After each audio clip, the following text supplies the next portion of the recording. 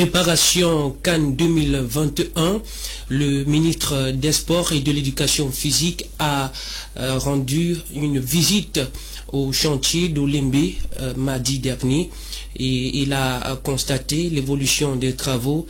Il était accompagné de la commission d'investigation ou bien la commission d'inspection de la CAF pour c'est-à-dire qui sont venus au Cameroun pour faire le choix du site qui va accueillir les tirages au sort donc prévus pour la CAN. Et bien, le directeur de la compétition a donné un délai de 5 mois au Cameroun pour la livraison complète du 10 stades du complexe sportif de Japoma. On s'interroge ce soir, est-ce que au regard de ce qui reste à faire, on va, n'est-ce pas, livrer ce chantier à la date prévue? Quels sont ce qu'on doit encore retrouver? Qu'est-ce qui doit être encore retouché durant ce chantier? Eh bien, bonsoir mesdames et messieurs, une fois de plus, bonsoir à tous et à toutes, bienvenue dans cette émission de Prime Sport, édition de ce jeudi, voilà, je le disais, 2021, alors que je salue une fois de plus nos millions de testateurs qui ont fêté la fête de Ramadan. On va directement entrer dans le sujet en plein pied. J'ai avec moi plusieurs invités, malgré qu'ils ne sont pas encore là, tout le monde. Monsieur Moutaga, bonsoir. Good evening, Mr. Kanteng Tape, and good evening to all the millions of televiewers of my media Prime TV. Permit me to greet the televiewers who are watching this program right in Nyasuso, those who are watching in Kakilaki in Bui Division, those who are watching in Tarekombamenda, those who are watching at downtown Limbe, Marwa, United States of America, France, Nigeria, Accra, Ghana, and in Canada. It's cold weather here in Cameroon, especially in the Cameroon's economic capital, Douala, and I'm highly honored to be here this evening to participate in this very prestigious sports program.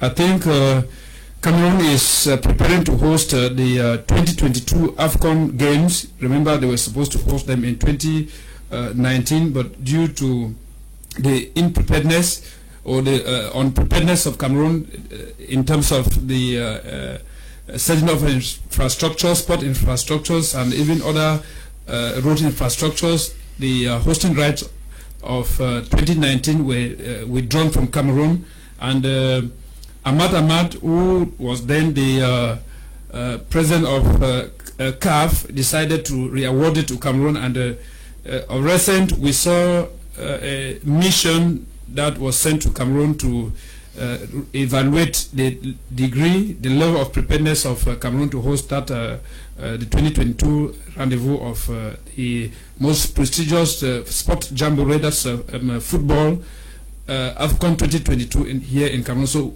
we are asking question, is Cameroon prepared? And that's why most of us are here tonight to really shed light on the degree of preparedness of Cameroon to host the 2022 AFCON Games. Mr. Itape, thank you once more for inviting me. Permit me greet the population of Batibo subdivision, and especially Mr. Mba Armstrong, who is based in the United States of America, that is watching this program. He's a very faithful viewer, faithful follower of this program. Thank you so much. D'accord, avant d'entrer concrètement dans le sujet, on va devoir regarder cet élément qui parle du complexe sportif d'Olimbe dans sa posture ou bien dans son évolution. Bien, je vous propose de regarder cet élément signé Quentin Itapé, on se prend juste derrière. Pour la CAN Total Cameroun 2021-2022. L'évolution du chantier du complexe sportif d'Olimbe est observable. C'est le constat fait hier, mardi 12 mai 2021, par le ministre des Sports et de l'Éducation physique, Nassis Mouele Kombi, accompagné de la commission d'inspection de la CAF, venu au Cameroun le 9 mai dernier pour le choix du site devant abriter le tirage au sort de la Coupe d'Afrique des Nations qui va se jouer en juin 2022 dans le pays de Samuel Eto'o. Conformément aux composantes impliquées par la CAN, le gros travail est déjà fait. Concernant les 2 annexes, les esplanades ont été coulées. Les pistes d'athlétisme en revêtement de sable et de gravier attendent la couche de bitume au tâton rouge. Dans l'enceinte principale, il se prépare le bétonnage du parvis principal où les tourniquets présents seront installés progressivement. Parlant de l'aménagement des façades, le travail se poursuit.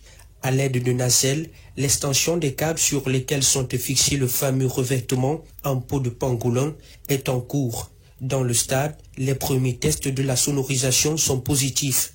Dans la tribune officielle, on retrouve les 34 skybox. Les loges sont en phase de finition. En rappel, il y a de cela une douzaine de jours que le ministre avait effectué sa dernière visite sur ce chantier.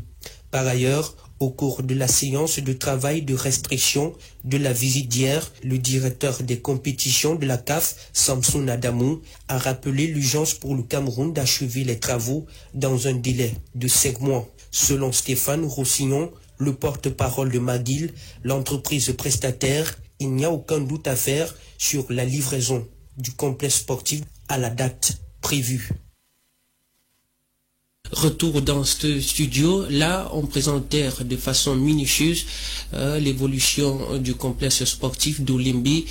Donc vous avez vu ce qui reste à faire, mais au-delà de ce que vous avez vu ce soir, il y a d'autres choses à revoir. Donc nous allons tenter à scruter ce pan-là avec nos panélistes qui seront bientôt là, tout à l'heure. Donc vous allez participer à l'émission à travers le numéro qui est déjà présent au bas de votre petit écran, c'est le numéro WhatsApp. Vous envoyez vos réactions à travers celui-là et vous laissez vos commentaires sur notre page Facebook MyMedia Prime TV, la télévision qui construit votre futur. Donc Monsieur Moutaga, je rappelle que vous êtes un homme politique et un observateur sportif. Donc aujourd'hui on va parler affaires sportives.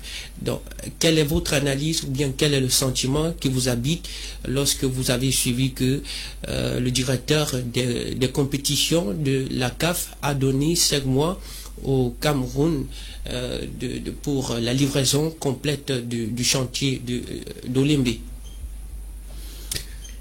Honestly speaking, Mr. Etape Kanteng, we are very worried about the degree of realization of the Olimbe sports complex. Remember, it's a host complex and not a stadium. A month ago, we were here talking of the very complex, which we were rightly told that the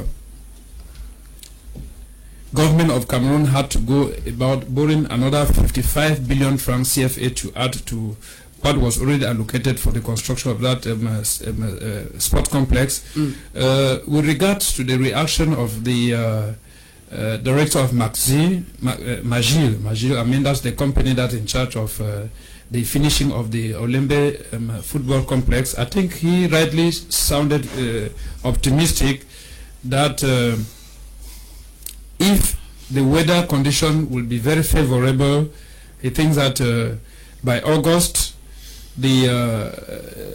would be some advancement done so far. He spoke of the Olympic, that's the swimming pool, that they're expecting that by the end of July, if the weather condition is better, they will be officially handing the swimming pool to the Ministry of Youth and of Sports and Physical Education, and that they are expecting that by August, the 12 cameras that are supposed to be placed, the 12 screens that are supposed to be placed to project the matches are supposed to be out. And then he said that the multimedia hall for journalists is already well set, and I think that it is reassuring, if not for the fact that most often we had this in 2019. They reassured us in 2019 right up to a week before the AFCON boss, that's the CAF boss, then just had to tell us that no, Cameroon will no more host because Cameroon is not prepared. We are a little bit skeptical because it's the same thing that happened in 2019, and most of us don't wish it happens again, because we know exactly how much Cameroon businessmen have invested in this edition. We would not like them to lose so much money again like it happened in 2019. So we only think that the President of the Republic, Mr. Biya, His Excellency President Biya, should be very much concerned, especially putting on pressure to the task force that was created and put in place to ensure that they work hand in glove with the different companies and the different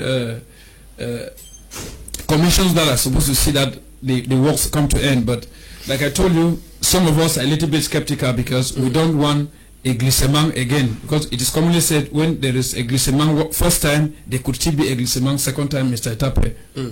D'accord. On présente directement l'autre panéliste qui venait de s'introduire dans notre plateau. Il s'appelle Monsieur Sylvain Kwambi. Il est journaliste sportif dans une presse numérique intitulée www.pressesport.com. En même temps, il est secrétaire général de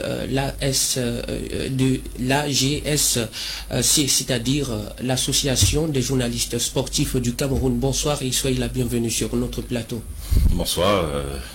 Bonsoir à mon copanéliste. Bonsoir. Bonsoir à tous vos téléspectateurs. C'est un plaisir pour moi d'être dans vos studios pour une première fois. J'espère que nous allons passer un très bon moment. D'accord, vous gardez directement la parole. Question pour vous. Quelle est votre analyse sur ce délai donné par la CAF, c'est-à-dire pour la livraison du complexe sportif? Bon, tout à l'heure j'ai écouté mon copanéliste. Je partage un peu son pessimisme quant à ce qui pourrait être assimilé à un autre glissement, comme on l'a vécu en 2019 après le retrait le 30 novembre 2018 de la CAN qui était censé se dérouler en 2019. Et après on a parlé du glissement. Maintenant, le problème principal, c'est le stade qui devrait accueillir le match d'ouverture et puis la finale, notamment le stade Olimbe. Et il est quand même incompréhensible qu'à ce jour, bien que le chef de l'État à cette époque-là a dit que nous serions prêts le jour dit, qu'à ce jour nous soyons encore intéressés sur la probabilité d'avoir le stade Olimbe pour cette échéance-là. Maintenant, il est quand même important de disséquer le complexe du stade, parce que s'il faut parler du complexe dans son entièreté, il est clair qu'on ne pourra pas avoir ce complexe à échéance, donc c'est-à-dire en l'année prochaine. Oui. Mais pour ce qui est du stade, comme ça a été le cas avec Japoma, parce qu'il faut le rappeler, c'est pas le seul stade qui n'est pas encore terminé. Oui.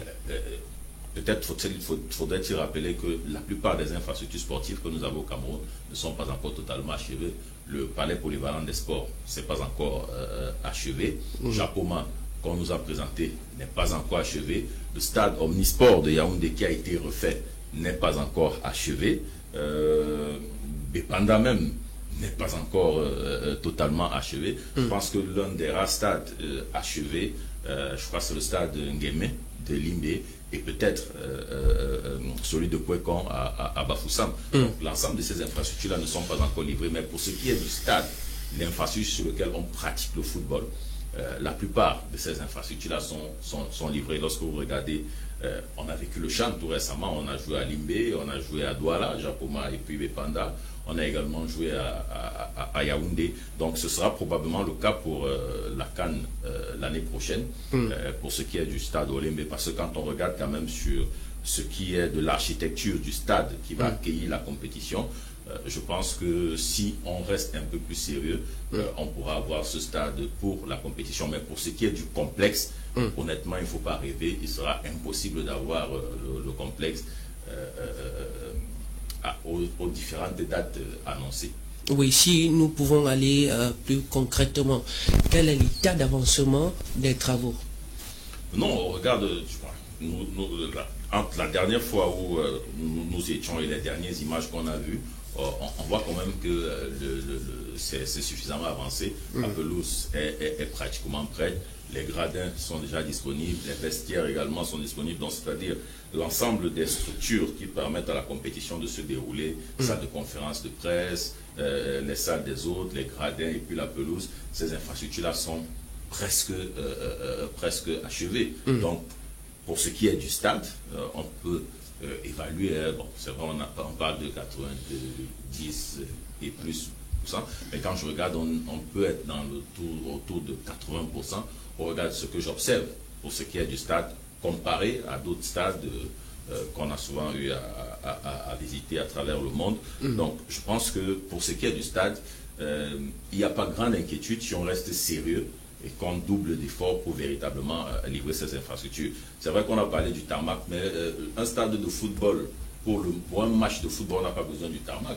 Donc à la veille même, comme ça se voit souvent, on peut mettre du gazon synthétique en tapis tout autour de la piste d'athlétisme pour que le championnat se joue. Mais la grosse crainte justement pour les Camerounais, et ça c'est compréhensible, c'est que si la CAN se déroule sans que ces infrastructures ne soient terminées, il y a de grosses craintes que ces infrastructures ne soient jamais achevées. Ça, c'est la grosse crainte. Oui. Et c'est pour ça que ça crée la confusion dans le débat entre est-ce qu'on pourra avoir ce stade pour le football en janvier ou on pourra avoir l'infrastructure dans sa totalité. Donc, la crainte des Camerounais est compréhensible en ce sens que si la CAN se joue, il est fort probable que ces infrastructures n'arrivent jamais à leur terme, comme ça a été le cas en 1972. Après la CAN, aucun des stades construits n'avait été livré entièrement. Aujourd'hui, qu'on les a même refaits, ces stades ne sont pas livrés entièrement. Donc c'est compréhensible, mais pour rester sur le débat de fond qui est le match de football, il sera possible que la CAN se joue en janvier à Japoma, c'est-à-dire le match d'ouverture, la finale et la poule qui va être abritée là-bas, notamment la poule A. Monsieur Moutaga, vous êtes d'accord avec lui? Sinon, qu'est-ce qu'il reste à faire? Honestly speaking, I think what he's saying is very pertinent. We will not at this particular juncture be thinking that Cameroon cannot host the AFCON 2022 because of the Olembe football stadium. It's a whole complex, and I think that if we were talking of the stadium alone, Cameroon would host the AFCON 2022. But there are other things that are going to be a handicap to hosting of the AFCON 2022. Remember the road infrastructures, remember the hotels, because the Olembe Sport Complex is supposed to have a hotel that is a 5-star hotel, and that hotel was brought down to 4-star hotel. We are only talking of the complex. What the minister brandished last time on TV platforms and the bets which we saw, I think those bets do not even cannot be compared to the bet of a poor wretched Pambuan Tapa in the village. So if we are looking at the hotels and the caliber of beds which are inside those hotels, I think that they do not suit international norms, because we'll be talking of players who will be coming and they need to be there. They need also to be maybe supermarkets, they need also to be other recreational facilities in that complex. So we will not be focusing only on the stadium. And then coming back to what he just said, we know exactly what Cameroon is. There's a lot of pressure now for the Olembe Sport Complex to be completed because of the AFCON games that will be taking place in 2022. But don't forget that Cameroon is such a country that works at times based on international pressure, and we know how much money has been borrowed. The taxpayers will be the one to pay that money to foreign banks that have borrowed all that money, and the Olembe Multipurpose Sport Complex has cost Cameroon so much money. From 163 million francs, they had to go again borrowing, I think, about 55 billion francs. So if you were left on us political actors, we want to plead on the CAF organizing body, that on CAF, to ensure that the entire sport complex is laid down before Cameroon could ever be given such a right to host, because I think CAF is not just an isolated body. It is a continental body that is supposed to ensure transparency in the management of budgets that are attributed to sport, because I think sport games are interwoven. There are people who are involved in athleticism that can still be footballers. So if the athletic track is not completed and all the like, I think there's supposed to be a kind of solidarity between sport federations, sport associations in the world. You have athletic federation and all the like. There should be a kind of solidarity between them. If Cameroon would be hurrying to host the AFCON 2022 simply because they think that the football stadium is completed, when they were expecting to complete the whole complex in 2019, and they are not yet completed with other components of the stadium, I think, honestly speaking, it is confession that Cameroon is not prepared to host AFCON 2022. And if I were the CAF president, I think I would want to ensure another agreement to a later date to give Cameroon much time to prepare, Mr. Itape.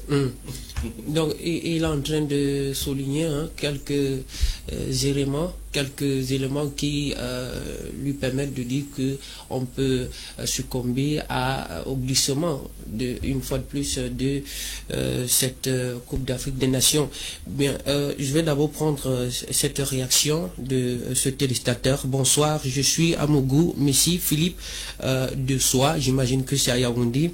Laisse le président tranquille, on va livrer le stade, le petit sabotage là-bas. En tout cas, c'est sa réaction.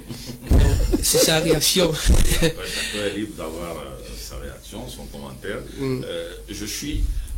Comme je le disais à l'oreille de mon propos, je partage totalement le pessimisme de mon copanéliste, parce que il est clair que si la CAN passe, il sera très difficile d'avoir les autres complexes. Et je pense que l'échec doit être présenté en ce sens qu'on aurait profité de cet élan de mise en place des infrastructures pour permettre à d'autres disciplines sportives d'avoir de quoi se développer également.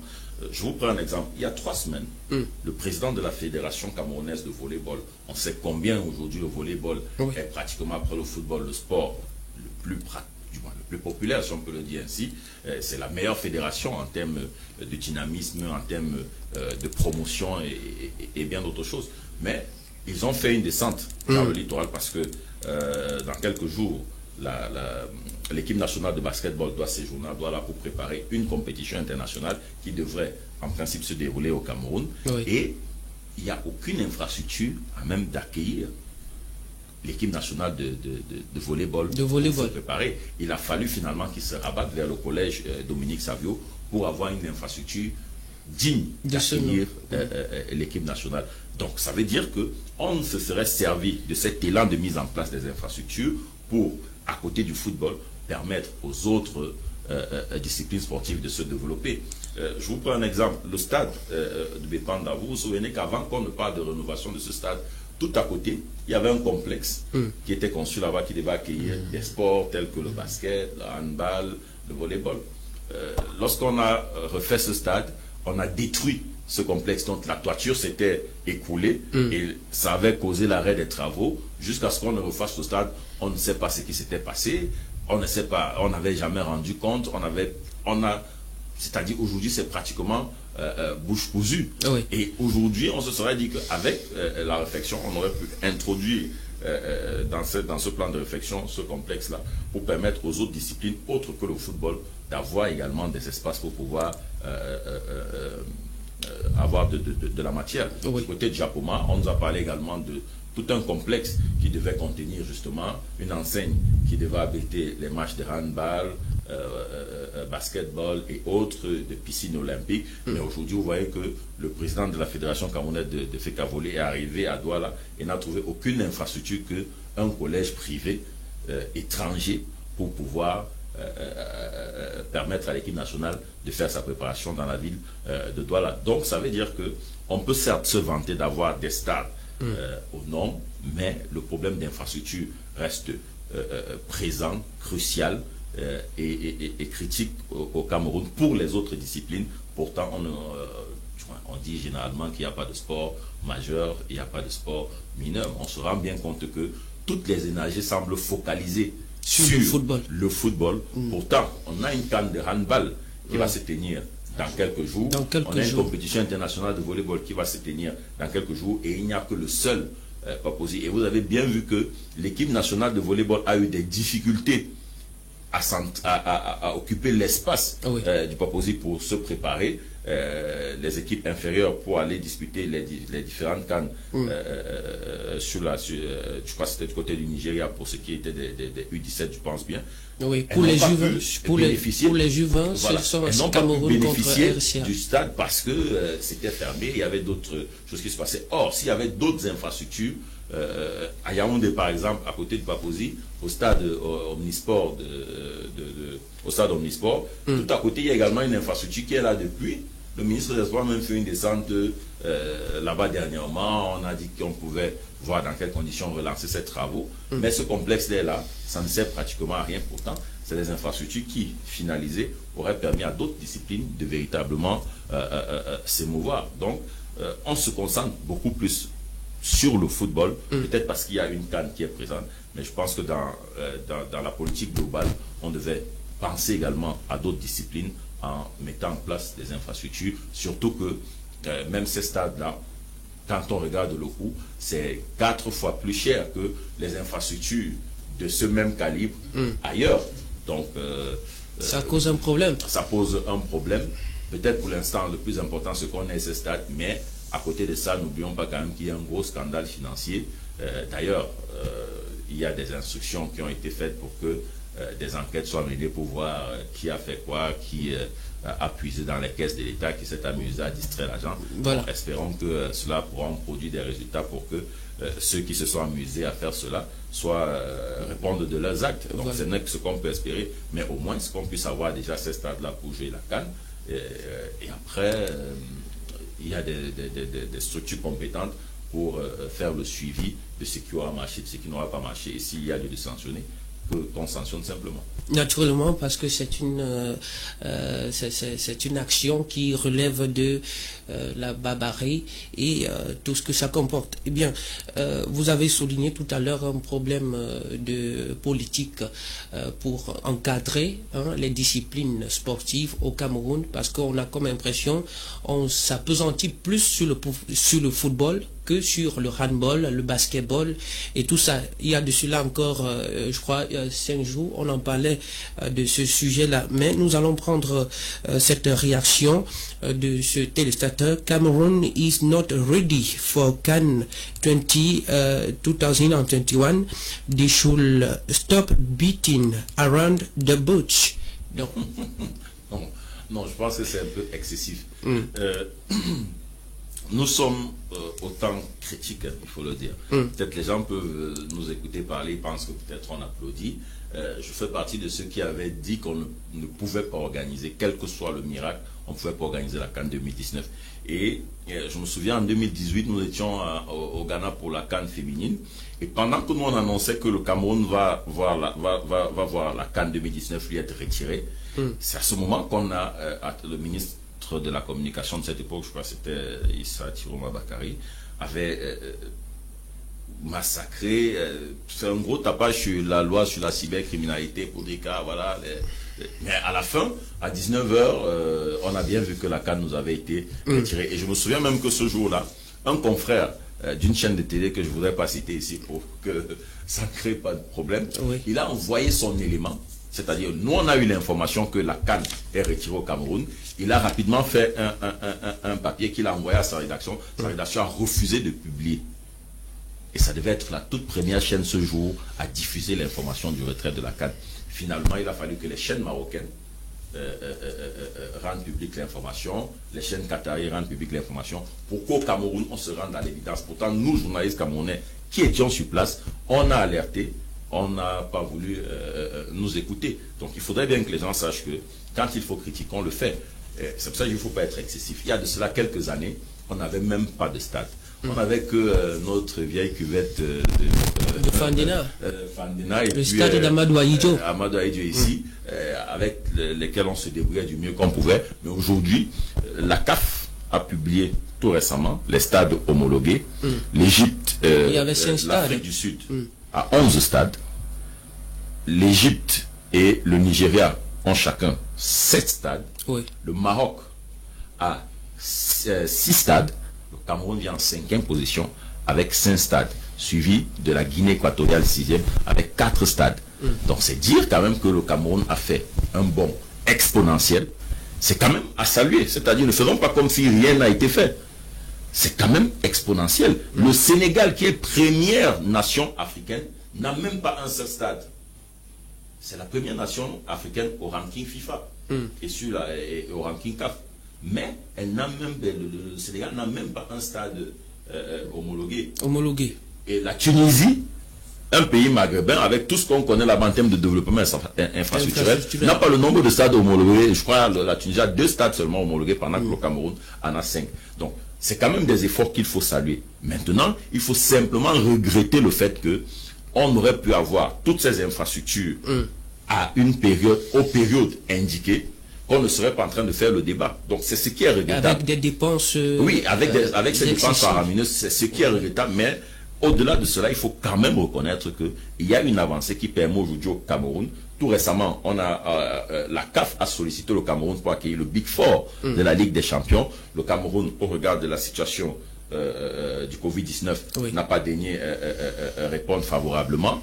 La République centrafricaine a sollicité le Cameroun pour disputer son match de qualification contre le Maroc tout récemment dans ce stade. Et je pense même que, je sais pas si c'est la Coupe d'Afrique U17 qui connaît des soucis actuellement, et on a également sollicité le Cameroun pour abriter la compétition. Donc, je pense qu'aujourd'hui, le Cameroun peut se vanter d'avoir des infrastructures qui lui permettent d'accueillir des compétitions de haute envergure pour ce qui est du football. Maintenant, ce qui est regrettable, c'est que il y a une telle lenteur dans la mise en place de ces infrastructures qui font des dépenses astronomiques qui font que on ne comprend pas. Ça déchire les opinions. Voilà.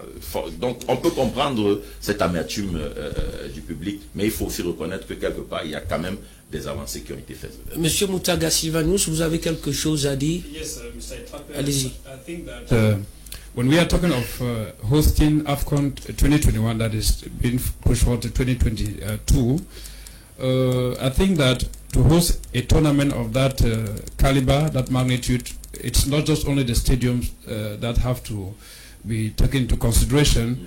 We also need to look at the degree of preparedness of the population. It has to do with the socio-political atmosphere that is reigning in the country.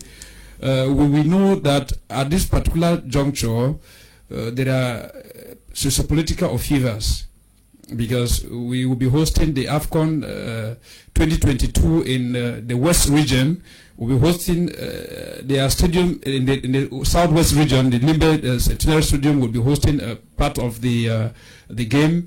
And we know that these two regions have recurrent attack from the separatists. That's the Amber Boys constantly attack those two regions, and those two stadiums are almost off, because there's much risk in terms of the strangers that will be coming there. We don't know whether some of them will be kidnapped and all the life for ransoms, and you know it.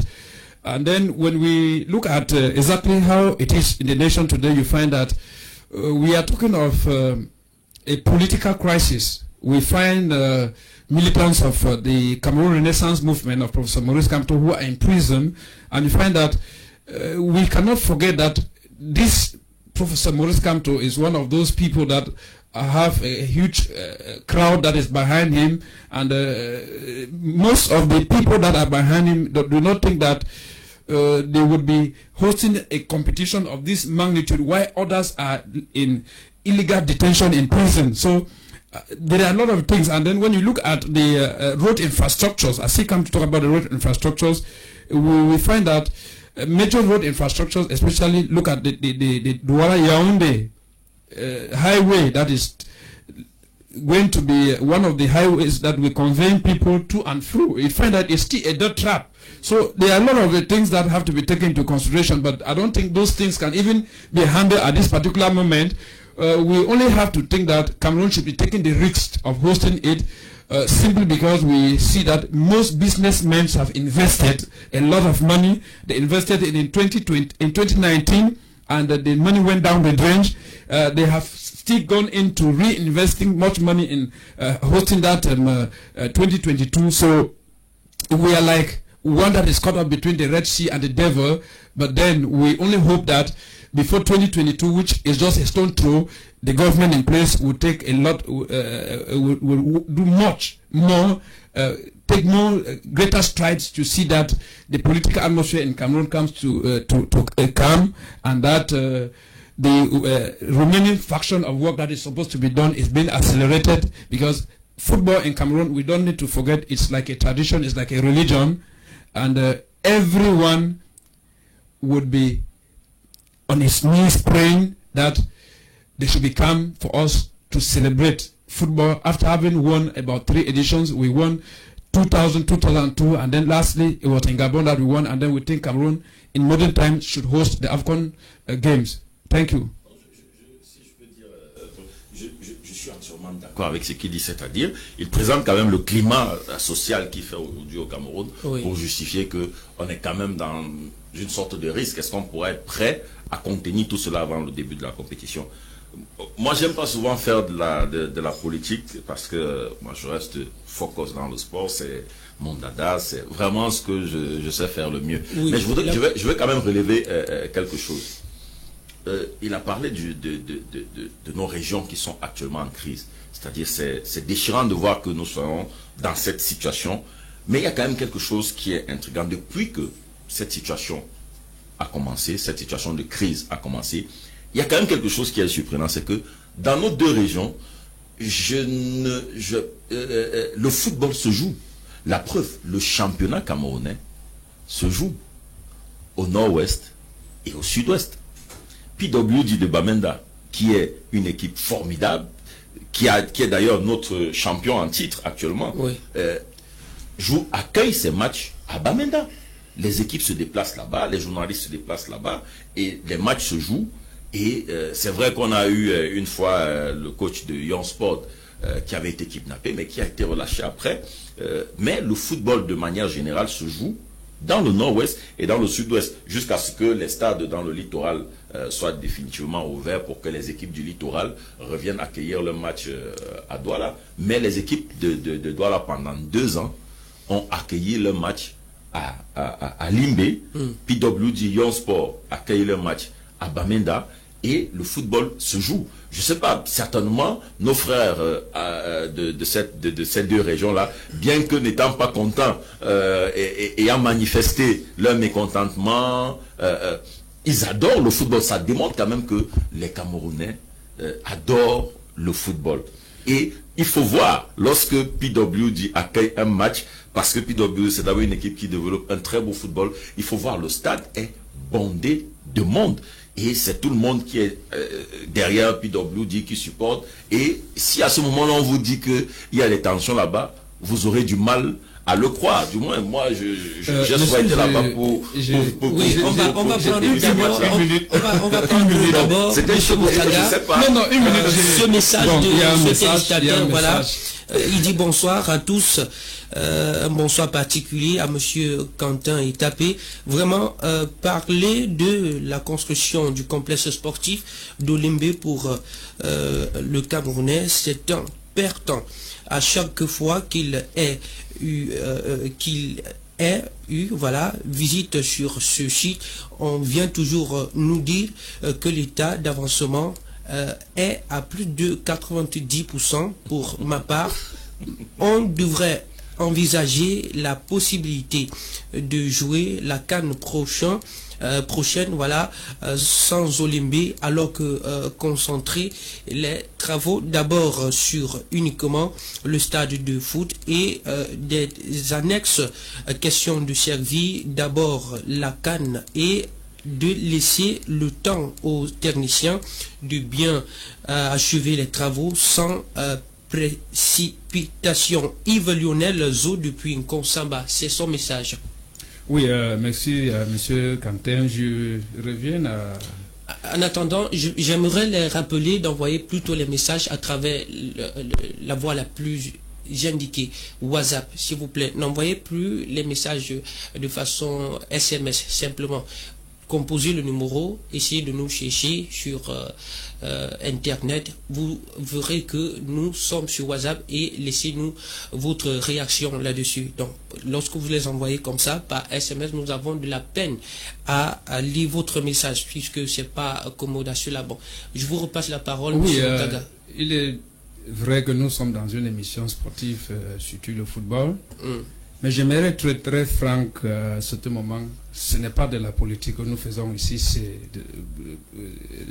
Nous sommes là pour faire l'analyse sur des affaires sportives. Des affaires sportives. Mais il ne faut pas penser que les affaires sportives sont isolées des affaires qui se passent au quotidien. Nous parlons plus récemment, nous sommes tous au courant de ce qui s'est passé dans la région de l'Ouest. Nous avons appris quelques militaires tués par les Ambabros. Je pense ça c'est un autre sujet. Il est là 2 semaines. Je suis en train de parler par rapport à l'organisation de la CAN 2022. Je pense que ce sont des éléments qui peuvent pousser le gouvernement à bien prendre les mesures de sécurité. Il ne faut pas penser que quand on sujet, ce qui nous on expose tous ces trucs, c'est parce qu'on ne veut pas que la CAN soit organisée. Le chant s'est joué à Limbe. Il semble que... Non, le chant s'est joué à Limbe. Il faut regarder l'engouement. Parce que le chant n'est pas la CAN. La CAN, c'est quand même pour les majeurs. Si vous avez... nous, on a pu discuter avec les responsables de la CAF, notamment le secrétaire général par intérim, à cette époque-là de la CAF, Anthony Bafoué. Le CHAN a cumulé plus de supporters malgré le fait qu'on soit en période Covid que la dernière CAN en Égypte. La CAN en Égypte. Je ne sais pas si vous suivez. J'ai dit le CHAN tout récemment a cumulé plus de spectateurs dans les gradins que l'Égypte qui a organisé la dernière CAN. Vous n'avez pas vu qu'après l'accumulation de population, donc ça veut dire que s'il y a une augmentation du nombre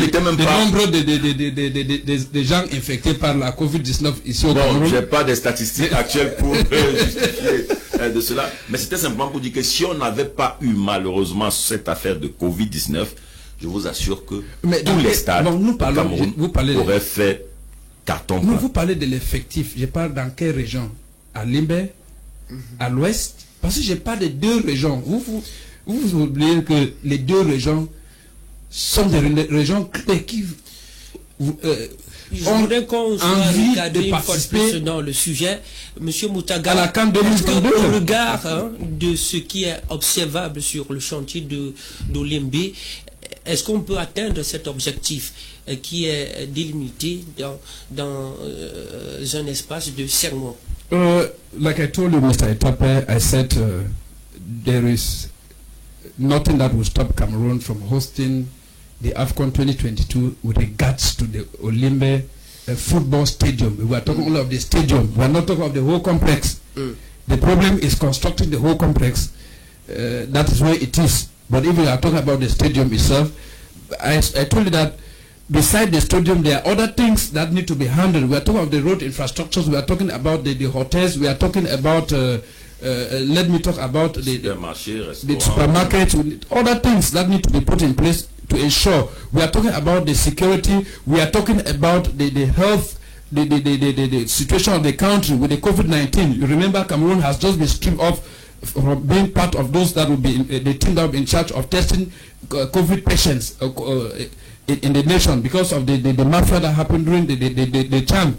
We don't know whether the experts that we brought in will be doing good job to ensure that we don't have more influx of COVID-19 patients from other nations to enter into our nation. So, you know, there is no way that a stranger will love your country more than you. So there are a lot of things that need to be put into place. So, like I said, at this particular juncture, what is supposed to be preoccupying our minds is how we can handle the socio-political situation, problems of the nation, so that this CAN 2023 should be a total success. Nobody should be sidelined because of this particular problem or the like. It is an event, and we want it to have the grandeur. We want it to have the impetus. We want it to have the honor.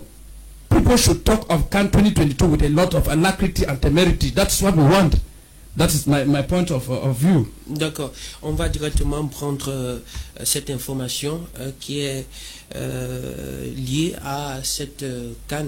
Donc après le CHAN, le pays de Roger Milla organisera également la CAN qui est prévue en juin 2022. S'il plaît à Dieu, une cérémonie de tirage au sort aura lieu, n'est-ce pas, avant cette compétition. Elle aura lieu justement le 25 juin 2021 à Yaoundé. C'est ce qui a fait l'objet des séjours des experts de la CAF au Cameroun du 9 au 12 mai pour le choix d'un site pouvant abriter cette cérémonie de tirage au sort de la CAN à l'issue de leur inspection, accompagné bien sûr du ministre des Sports et de l'Éducation physique, Nassis Mouele Kombi. Le palais polyvalent serait le site choisi pour la circonstance. En rappel, cette infrastructure sportive a une capacité de 300 places et une tribune de presse de 200 journalistes, un écran géant de 7 mètres de haut, entre autres. Donc, ce sont les informations qui ont trait à ce sujet dont nous sommes en train de décortiquer son chapelet. Bon, dernière prise de parole. Eh bien, qu'est-ce qu'il faut dire par rapport à ce que le ministre des Sports a constaté sur le terrain en conclusion?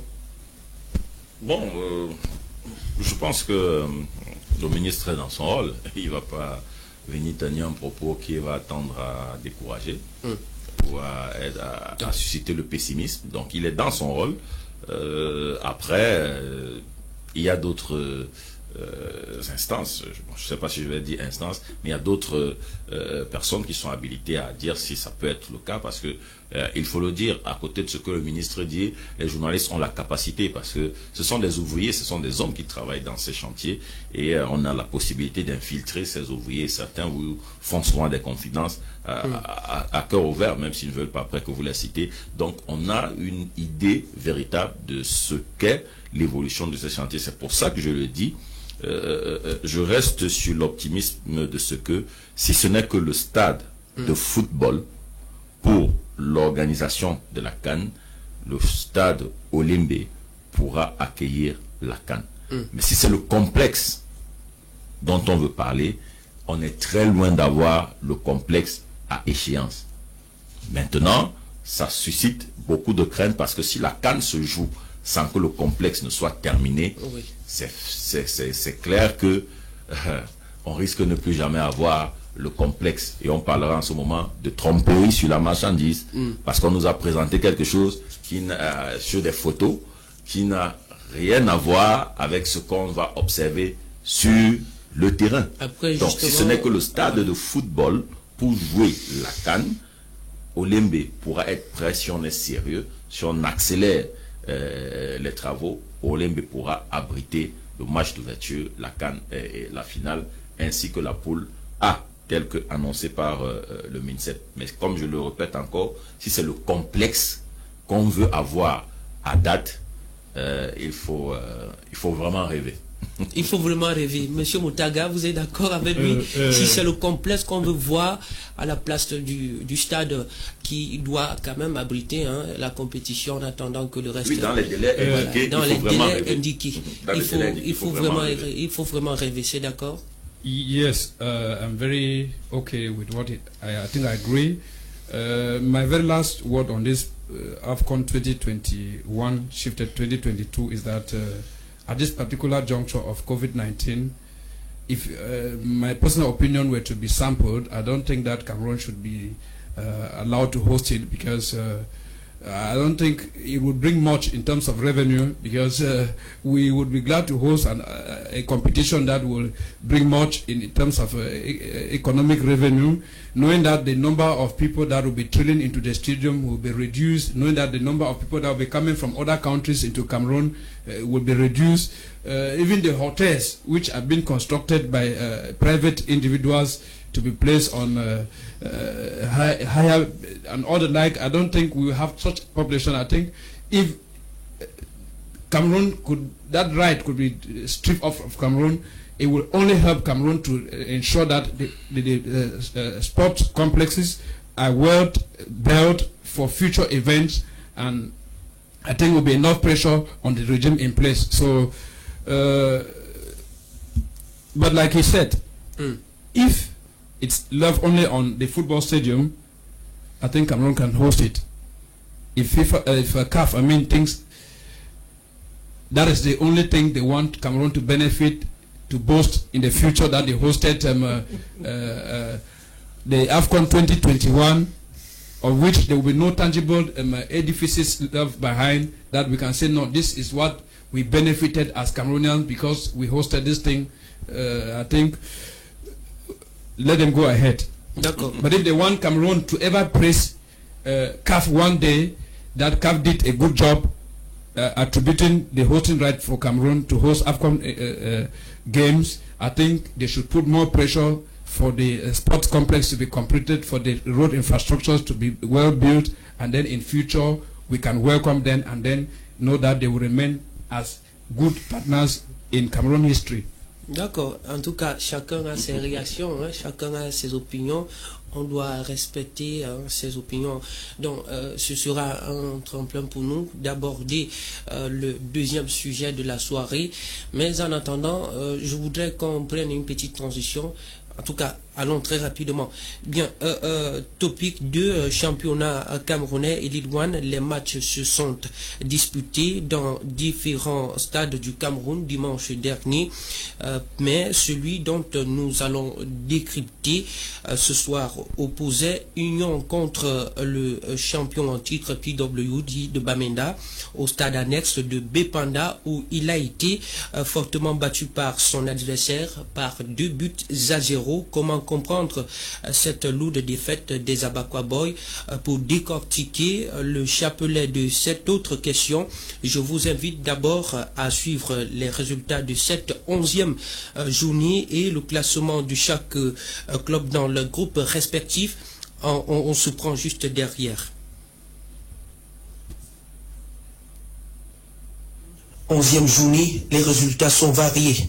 9e dans le classement du groupe A avec 9 points, Edin Sport de la Léquier fléché hier de 0-2 devant Yafou 2 au stade d'Amadou Aïdjo. Ce dernier occupe la dernière position dans le classement avec 5 points. Stade Renard tape Dragon FC 1-0 au stade municipal de Mélon et devient 3e dans le classement avec 17 points. Son adversaire, quant à lui, est 8e avec 10 points à son actif. Fovo de Baham, qui a joué au stade de Bamendi de Bafoussam, a écrasé Ndiko FC de 3-2 et file à la première position du classement avec 21 points, tandis que son opposé, 6e, avec 13 points. Sur la pelouse de la NEF de Bepanda de Douala, Union domine très fort sur PWD de Bamenda avec 2-0.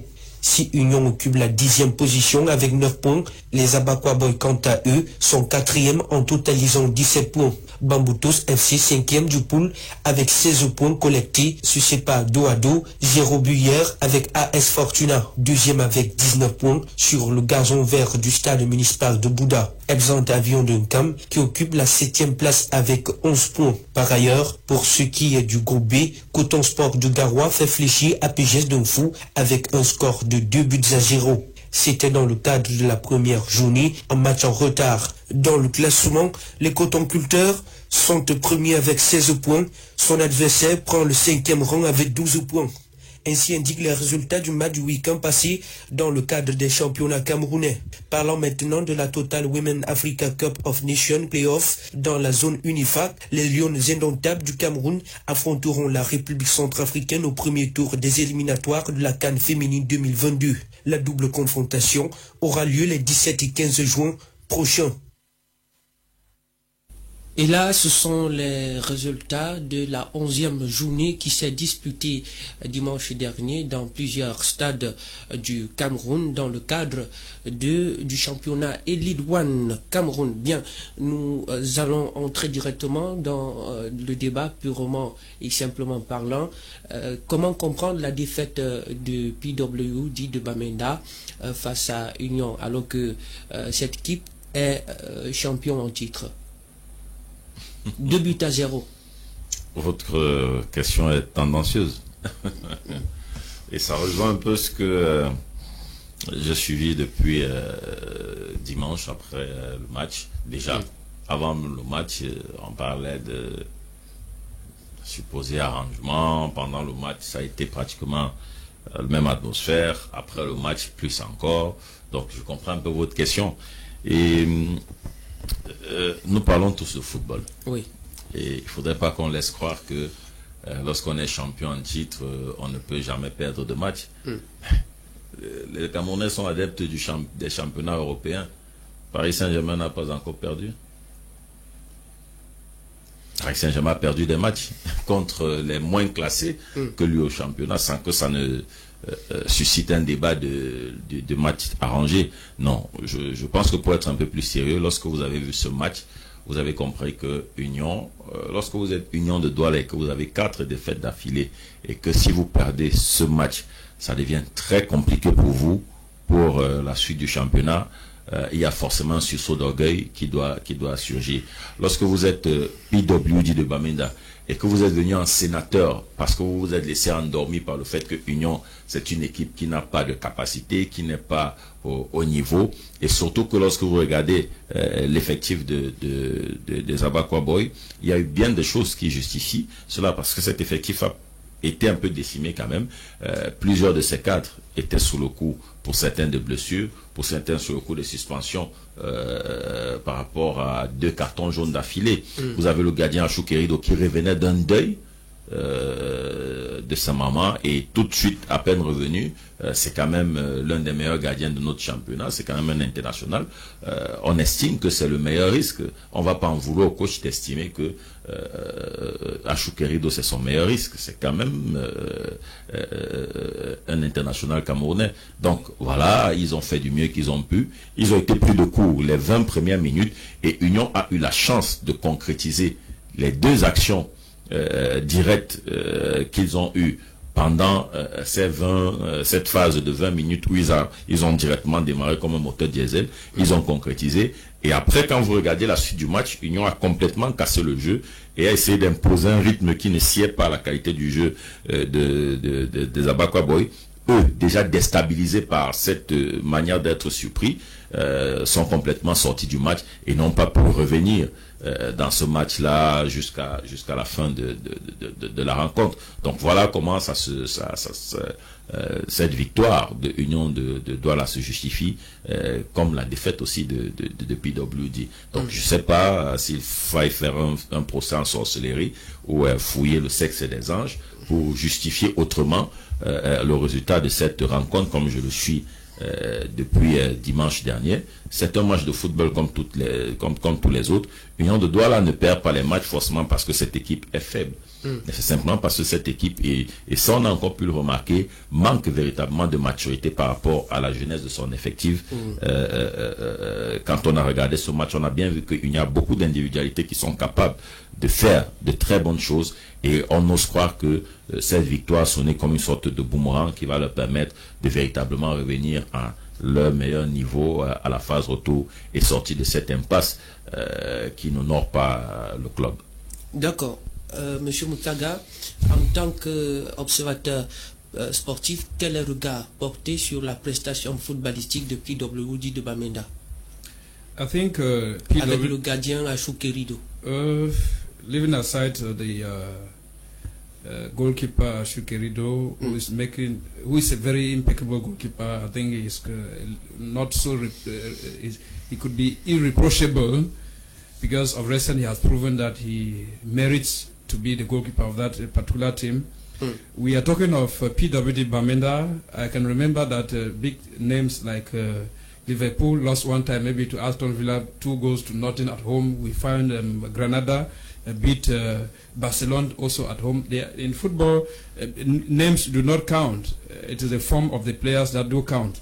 PWD Bamenda, in their last 6 games, you find that on the 14th of April, they had a 2-2 draw with Dragon. And then you find that on the 17th of April, they won the Future Football Club by 2-1, and then had a draw with Fufu of Baham. And then on the 25th of April, they won Edingsport by 1-0. And then finally won again New Star by 1-0, then lost to Union Sportif of Douala. You find that in a series of 6 matches, they won about 3 games, drew 1, and then lost 1. You find that it is not a team that is weak. Sometimes it happens because you will not also win all the matches. So we cannot begin to blame the coach. What we want to think of is that some months ago we heard of the PWD bus that was burnt and all the like.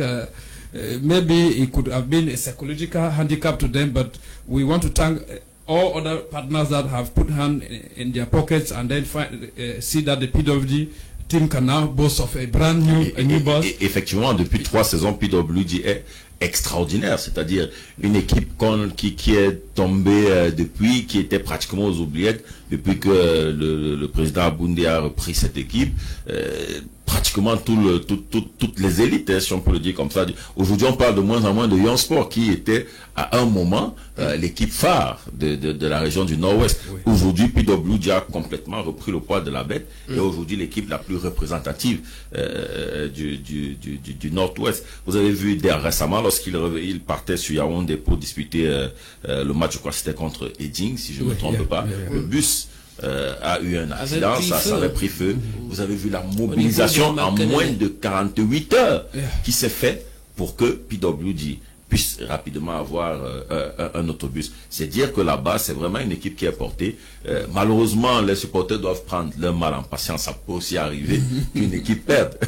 Bien que PWD soit champion la saison dernière, PWD a perdu des matchs, et des matchs même souvent importants. Donc, c'est pas parce que PWD a perdu contre... Vous gardez la parole sur le plan tactico-technique. Qu'est-ce qu'ils ont manqué? Qu'est-ce qu'ils ont manqué? Non, je pense que le PWD était méconnaissable. C'est-à-dire, on n'a pas connu cette équipe qui joue au football vraiment... c'est-à-dire, ça circule bien. PWD joue un football aujourd'hui qui donne envie de jouer. Malgré la difficulté, vous avez vu que PWD n'a pas été ridicule en Ligue des Champions. Et PWD n'a pas seulement eu la chance de tomber sur un bon tirage, comme ça par exemple était le cas pour Coton Sport, que PWD sera allé un peu plus loin dans la compétition. On parlait quand même de Kaiser Chiefs qui aujourd'hui dispute les quarts de finale de la Ligue des Champions. Donc c'était pas n'importe quelle équipe, c'est une équipe mieux structurée, avec plus de moyens. PWD s'est battu, et il faut peut-être le dire, depuis au moins 5 ans, c'est la première équipe qui a fait une préparation internationale différente. Cela a même contraint également Coton Sport à revoir sa manière de se préparer. PWD a joué des matchs internationaux pour préparer la Ligue des Champions. On n'avait plus vu ça. PWD a joué 3 matchs internationaux, plusieurs matchs amicaux sur le plan local. On avait rarement vu ça d'une équipe qui préparait une grande compétition, aller chercher des sparring partners sur le plan international pour disputer des matchs internationaux. Ça veut dire qu'il y a quand même une organisation qui est en train de se mettre de ce côté-là. PWD, lorsqu'on regarde toutes les équipes au Cameroun, c'est l'une des rares équipes qui a une team communication qui fonctionne à merveille et qui présente quand même une image qui fait honneur à cette équipe-là. C'est dire qu'il y a des efforts qui sont quand même faits de ce côté-là. C'est l'une des rares équipes où on entend les bruits de bottes et de casseroles sur les questions de salaire. On ne dit pas que c'est totalement réduisant là-bas, mais très peu on entend des bruits de bottes et de casseroles qui viennent de ce côté-là pour ternir un peu l'image. C'est parce qu'ils se retiennent, ou c'est parce que bon, on peut pas, on n'a pas une équipe, la force non, de... Je vous dis, moi, ça fait... Si je veux vraiment prendre le minimum, ça fait au moins 5 ans que je suis le championnat camerounais. Et je ne connais pas une seule équipe où je veux une information, je ne l'aurai pas. Donc, je peux vous dire quelles sont les équipes où vous pouvez cacher comme vous voulez. Si je veux savoir si vous payez les joueurs ou pas, je saurais. On sait comment on va procéder pour savoir. Donc c'est pour ça que je dis, c'est pour ça que j'ai précisé que je ne dis pas que c'est réduisant là-bas, que les salaires c'est... Mais je pense que c'est véridique. Voilà, mais c'est-à-dire là-bas, il y a un discours qui amène nos joueurs à comprendre que on n'a pas forcément le milliard, mais le peu qu'on a, on met à votre disposition, et le plus important pour nous, c'est le résultat. Et la chance également qu'ils ont, c'est qu'ils ne misent pas absolument sur les gros noms. C'est l'une des rares équipes qui peut prendre des joueurs... en fait, le coach Pagou, c'est un peu un spécialiste de ce genre de choses. Oui. Il a le discours qui connaît booster un joueur et le révéler. Boyomo, par exemple, beaucoup ne le connaissaient pas. C'est un joueur de division inférieure. Il est arrivé à PWD, il a explosé. On a vu ce qu'il est devenu. Ils sont nombreux comme ça, des joueurs que PWD allait chercher dans les championnats régionaux et qui a permis de les relever aujourd'hui. Donc, sur le plan tactique, on n'a véritablement pas reconnu la qualité du football que PWD joue, et ça peut s'expliquer par les éléments que j'ai expliqués tout à l'heure. Vous savez, les joueurs ont souvent cette manie-là de croire que lorsqu'on joue contre une équipe dont les échos et la presse a joué un rôle, parce que le fait que la presse soit toujours dure avec l'Union, en relayant le fait que l'Union c'est la plus faible équipe, l'Union ne peut gagner personne, ces informations-là parviennent à d'autres clubs, comme PWD justement, qui en venant jouer ce type de match s'est dit, ah bon, on vient en terrain conquis, surtout que PWD revenait d'une expédition glorieuse à Douala, ayant battu 1-0, donc forcément, ils se sont dit, bon voilà, c'est Union de Douala, donc on peut venir jouer en sénateur, malheur en a pris. Quite interesting. What you are saying is quite correct, because if you look at the past records of PWD, you find that in 6 games they won 3 games, drew 2, and they had to lose 1. You find that we could say logically that they had to confront Union Sportive with a lot of complacency. Like you said, the press had brandished Union Sportive as a very weak team and other like. And I want to say that we should thank the elites of the Northwest region, because they are doing a lot to keep PWD to its feet, keeping PWD up. You know, with the advent of the war going on in 2 regions, I think the elites saw that football is a quite unified factor, and that PWD could be used as one of those things to keep the region alive, and they are doing everything possible. So I think at this particular juncture, PWD is the pride of the Northwest region. So we, especially some of us that hail from the Northwest region, we are quite proud of the PWD, and we think that this is one of the things that could push the government in place to be thinking of how to set up a very good football stadium in the Northwest, because if we look at the Northwest region for a very since independent, you find that they don't have a befitting stadium.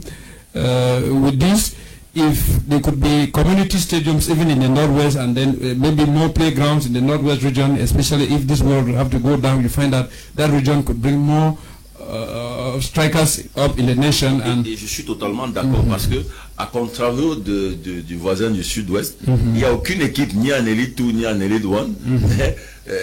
C'est l'une des régions qui a le plus d'infrastructures.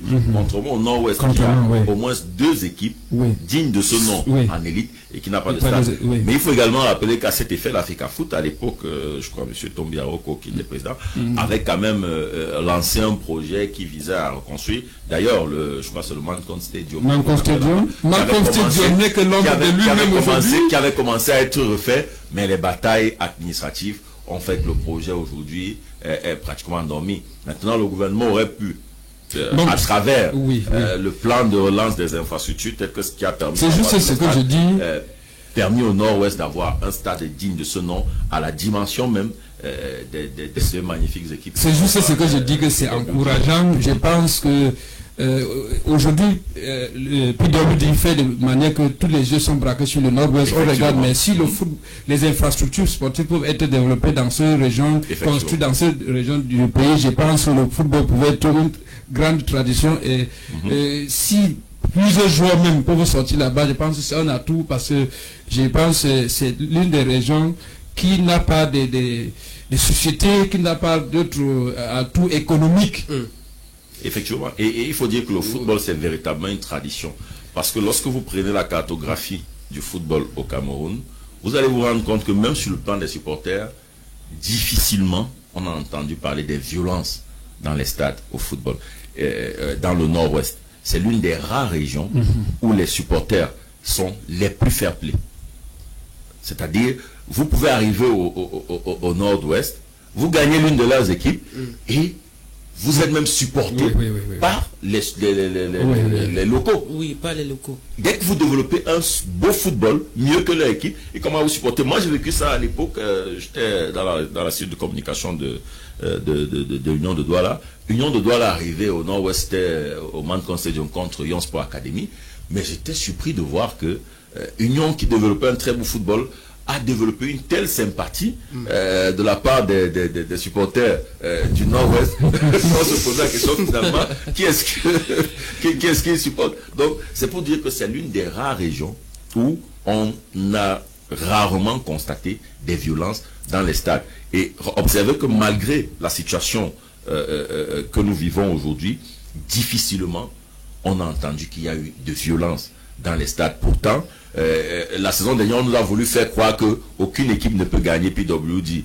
à domicile. On a vu des équipes gagner PWD à domicile. On a vu des équipes faire match nul avec PWD à domicile et rentrer tranquillement dans leur base sans être inquiétés de quoi que ce soit. Yes, with your permission, I think what he said is quite right. You know, I would not be throwing flaws to the Anglophone regions, but it's a culture with the Anglophone regions that we don't support mediocrity. Effectivement. Even if you are a son of the Northwest, once somebody, a Cameroonian, is up and is doing well, you find that everybody will have to rally behind you. So like I told you, it is very normal in the Northwest region that a team from other regions come there and win a home team, in as much as the referee has been fair, and then you find that there is scam, and then they will instead sing praises to you and let you go. So we want to appreciate the elite again for having gone a mile to see that the PWD football team has a brand new bus. So I want to appreciate them for that. And I think that once more,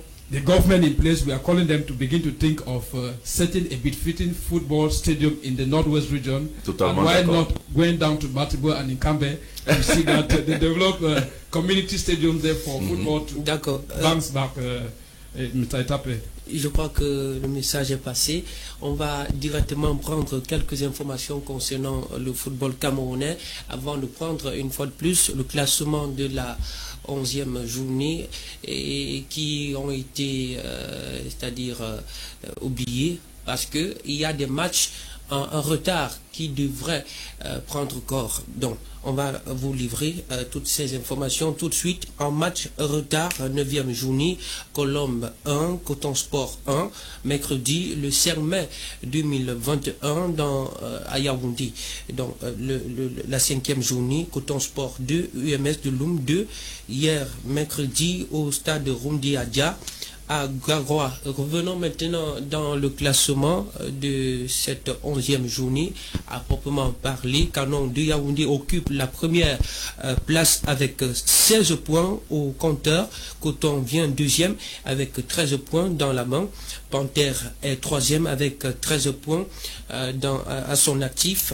UMS de Loum, avant-dernier, totalise 12 points, tandis que APGS Académique, dernier, du Carreau collecte 12 points également. Voilà, monsieur Sylvain Kwambi, quelle appréciation par rapport à ce classement? Non, je pense que c'est un classement qui relève un peu la difficulté de ce championnat. Vous savez, ça se joue en 2 poules, 5 équipes doivent descendre. Il n'y a qu'une seule équipe, en espérant que Coton Sport aille le plus loin possible en Coupe de la CAF et que l'équipe puisse engranger des points qui puissent être favorables au Cameroun afin que notre ranking augmente, pour qu'on intègre le top 12, synonyme de retrouver nos 4 places africaines. Donc il n'y a qu'une seule équipe actuellement qui puisse représenter le Cameroun sur la scène internationale, à condition que la Coupe du Cameroun arrive à son terme pour que le vainqueur de la Coupe du Cameroun soit la 2e équipe, auquel cas probablement les 2 équipes du championnat, première et 2e, pourront faire l'affaire. Donc c'est un championnat extrêmement difficile. Et lorsque vous regardez les écarts entre le premier et les derniers, entre les premiers et les derniers, ça se joue à un fil. Si je prends par exemple la poule A, où Union a 9 points, après cette victoire sur PWD, et que vous regardez Fouvou, qui a, je crois, ses 21 points, ça se joue vraiment à, je crois que c'est 19 points plutôt. Ça se joue à, 19 points. À un fil, c'est-à-dire 2 matchs de perdus, Fouvou bascule, 2 matchs de gagnés pour Union, Union se relance. Donc vous voyez que ça se joue vraiment à 2-3 matchs pour faire la différence. Donc c'est assez serré. Et la phase retour va être une phase assez délicate, parce qu'à partir de la 3e journée de la phase retour, je pense que là on pourra savoir quelle est l'équipe qui sera finalement, la probabilité des équipes qui vont descendre et la probabilité des équipes qui pourront se retrouver dans les playoffs pour disputer le titre. Parce que lorsque vous regardez la poule B, Coton Sport, après ce match nul imposé par UMS, garde la tête du championnat à 17 points, plus 2 matchs en retard. C'est vrai que c'est un indicateur important. Mais comme je le dis, c'est un championnat extrêmement compliqué. Mais la première lecture qu'on peut faire, c'est que tous les clubs, ou du moins la plupart des clubs du littoral et du centre sont en difficulté. Qu'est-ce qui peut justifier cela? Peut-être, on sait quand même que ce sont les 2 régions qui sont les plus en bataille dans ce qu'on observe aujourd'hui à la LFPC, à la Ligue de football professionnel.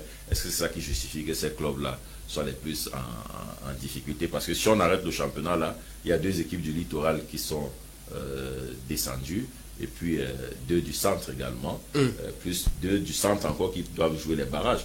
Donc vous comprenez que le centre et le littoral, à ce niveau de la compétition, si on arrête là, seront pratiquement décimés.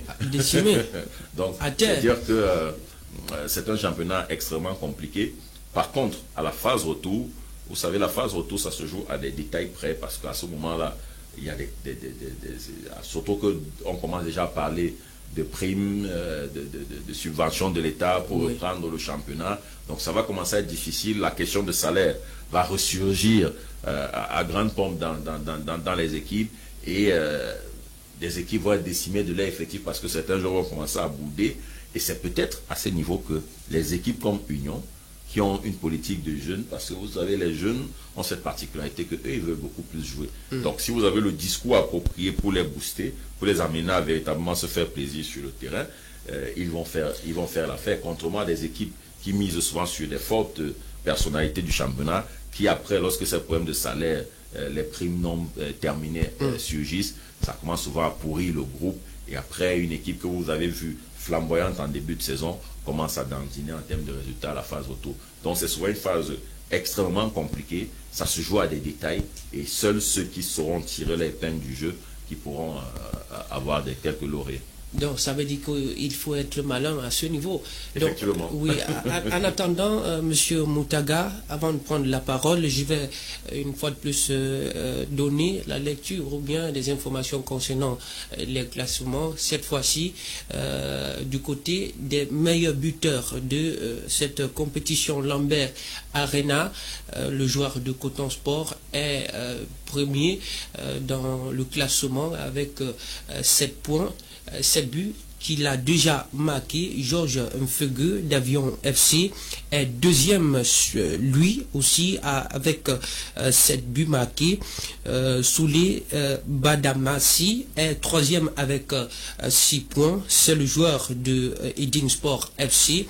Junior Kemadjou de Bamboutos Football Club occupe le 4e rang avec 6 buts marqués d'AS Fortuna. Le 5e, c'est Emmanuel Bikem d'AS Fortuna avec 5 points également.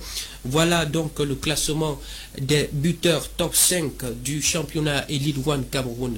Monsieur Moutaga, quelle appréciation, quelle analyse?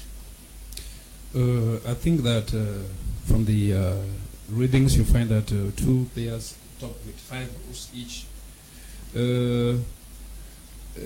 Let me just put a bit of let's say water in the verse with what he just said. You find that there is a little bit of controversy, especially with the elite one, you know, the toss-up between General Semenge and maybe with Bugunjoya and other like, and then finally it came back. They said no, it's not more the Cameroon Professional League that would have to organize this and other like. But most of us are still very skeptical.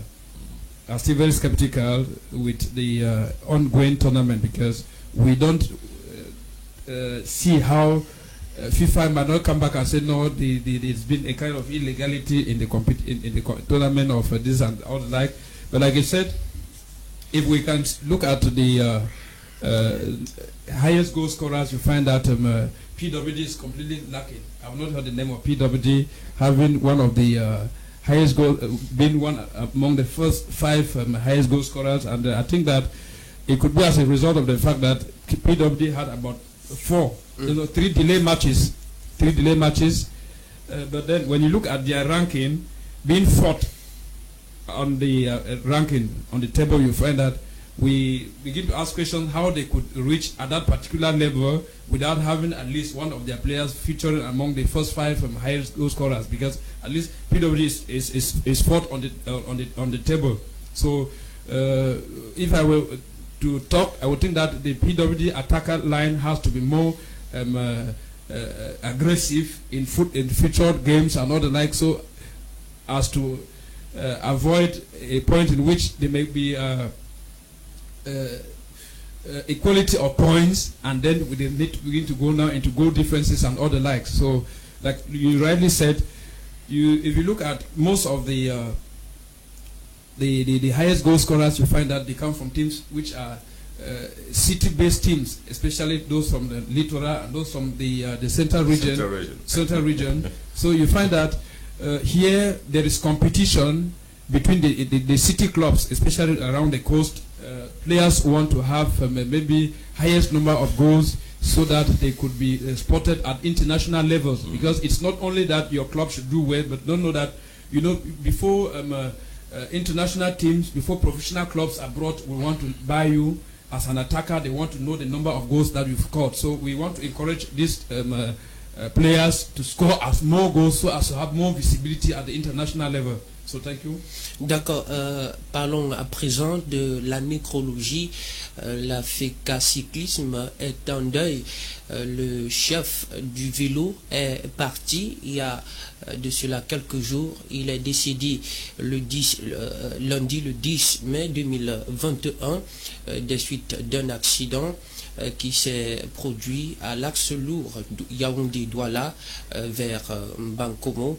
Donc il partait dans la capitale économique pour voir les conditions dans lesquelles ils peuvent voyager avec son équipe à destination Bénin, où une compétition est organisée. Donc on va tenter de comprendre qui il était, quelles sont ses prouesses dans ce monde du sport. Donc, avant d'entrer à pumper dans le sujet, mesdames et messieurs, je vous prie de regarder cet élément. Pour la CAN Total Cameroun 2021-2022. L'évolution du chantier du complexe sportif d'Olimbi est observable. C'est le constat fait hier, mardi 12 mai 2021, par le ministre des Sports et de l'Éducation physique, Nassis Moué. Voilà, tous nos excuses, dû indépendamment à notre volonté. Je crois qu'on va revenir sur ce sujet dans quelques minutes seulement. Mais en attendant, je vais passer la parole à M. Moutaga. Quel souvenir avez-vous de ce lion indomptable dans le domaine du vélo? Mr. Tape, before I would start talking, I think that for respect of the memory of the deceased, I would like to maybe take off my cap just to honor the deceased that passed on to eternity. You can imagine that the man we are talking of is Gio de Lentop, that was born on the 12th of December 1959. He died at the age of 62. His very first participation was in 1984. during the Summer Olympics that were organized in Los Angeles. That was in Los Angeles in the United States of America, commonly known as the 23rd Olympia. Those games took place on the 28th of July over the 12th of August in 1984 in Los Angeles in the United States of America. So, like I told you, let me put back the cap because I had to observe a minute of silence in honor of Dieudonné Ntep. So, Dieudonné Ntep, during that edition, that was the very first time that the Olympic Games were organized under the International Olympic Confederation. That's a confederation. So, in that 1984, the tournament that was organized in the Olympic Games that took place in Los Angeles were officially launched by Ronald Reagan. In that 1984, you find that the former Soviet Union and East Germany had to boycott the Olympic Games that were organized in that 1984. So, because of the fact that in 1980, the United States of America had to launch a protest that led to the boycott of Olympic Games that were supposed to take place in Moscow in 1980, due to the fact that they were reproaching Russia for having attacked Afghanistan. And then in that 1984, it was only Romania from the Eastern Bloc that had to participate in that 1984 competition. And then in Africa, we saw that Libya also boycotted the 1984 competition because that was the very first participation of Dieudonné Ntep at the Olympic Games. So Libya boycotted the Los Angeles rendezvous, which is called the 23rd Olympia in the United States of America, and then Iran also boycotted. So we are very saddened looking at the circumstances that led to the death of Dieudonné Ntep.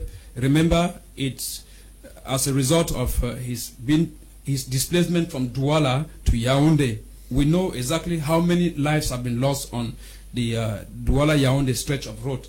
So we will not even go on to talking about the precarious state of that road, but we think that it's a man that has sacrificed a lot.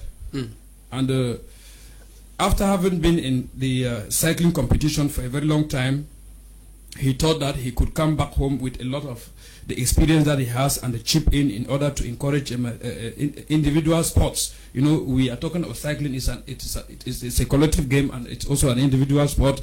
So one thing, when I look at the man Dieudonné Ntep, it makes me go back again to the former. That's the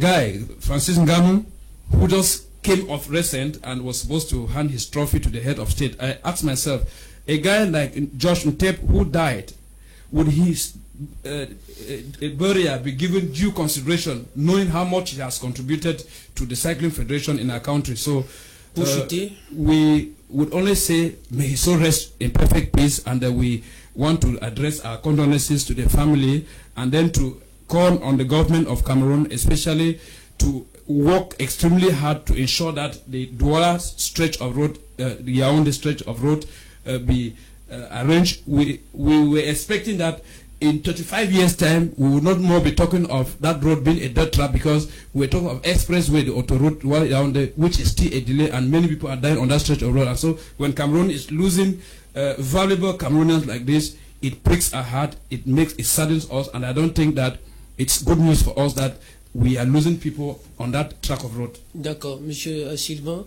un mot à dire par rapport au décès de Ntep Dieudonné, l'entraîneur national cycliste. Il est décédé à l'âge de 61 ans. Quelle émotion vous avez été lorsque vous avez entendu ce message? Beaucoup de tristesse, surtout quand on voit les conditions tragiques qui ont entouré le décès de cet illustre personnage qui a tout donné pour le cyclisme camerounais. Il a été un grand compétiteur sur le plan national et même international. Il a décidé de se reconvertir à l'entraînement et d'encadrer les jeunes cyclistes avec qui il a eu de très belles performances, de très grandes victoires. Vous vous souvenez que je crois dans les années 2000, ils ont réussi à remporter la toute première médaille d'or des Jeux africains. C'était, je crois, au Maroc. Donc il a contribué à véritablement rehausser le cyclisme camerounais au-delà de toutes les difficultés que cette fédération et que cette discipline connaît en termes de promotion. Donc il a fait son temps. Malheureusement, le Seigneur a décidé de le reprendre à nos moments. On avait encore plus besoin de lui, surtout que les Camerounais étaient en train de se rendre à une compétition internationale qui devait servir de tremplin pour le tour cycliste que nous devons organiser d'ici le 25 mai, qui a déjà été validé par l'UCI. Donc c'est une très très grosse perte, très grosse perte. On ne peut que souhaiter que son âme repose en paix. Les condoléances à la famille, à sa famille et à la grande famille du cyclisme et celle du sport en particulier, en espérant qu'il aura des obsèques dignes de ce qu'il a représenté pour le cyclisme camerounais et de tout ce qu'il a pu apporter à cette discipline-là. Ça me permet également de souhaiter les condoléances à la famille d'un autre grand lion qui a fait de très beaux jours du football camerounais, qui fait partie de la dernière expédition de Coton Sport qui a disputé la finale de la Ligue des Champions, Omar Oussanda, Zizou comme on l'appelait si bien, qui est revenu également, qui s'est reconverti à l'entraînement et qui tout récemment a permis à Ngaoundéré FC club de brillamment remporter les Interpools pour accéder en Ligue 2. Donc on ne peut qu'adresser les condoléances à toutes ces familles attristées ainsi qu'à toute la famille du sport camerounais en général. D'accord. Ces condoléances sont adressées, effectivement. My Media Prime TV les adresse ces sincères condoléances. Que leurs âmes reposent en paix. Alors, mesdames et messieurs, c'est sur ces derniers mots que nous mettons un terme à cette autre édition de Prime Sport, édition de ce jeudi 13 mai 2021 sur votre télévision, la télévision qui construit votre futur. Merci, monsieur Sylvain Kwambi, d'avoir été là pour nous. C'est moi qui vous remercie. Monsieur Sylvanus, merci. Thank you so much. Thanks to all the televiewers of Batimbo, Jakiri, Kolofata, and those in Yaoundé, and even those who are in Yabasi that watch this program. We want to thank them so much for having been scotched to their TV screens. D'accord. And then to tell them to keep on watching My Media Prime. D'accord. Merci, mesdames et messieurs, ladies and gentlemen, chers téléspectateurs. Merci à tous et à toutes qui ont participé à cette autre émission. On se donne rendez-vous à la prochaine édition. D'ici à là, portez-vous bien. Demain, c'est un nouveau jour.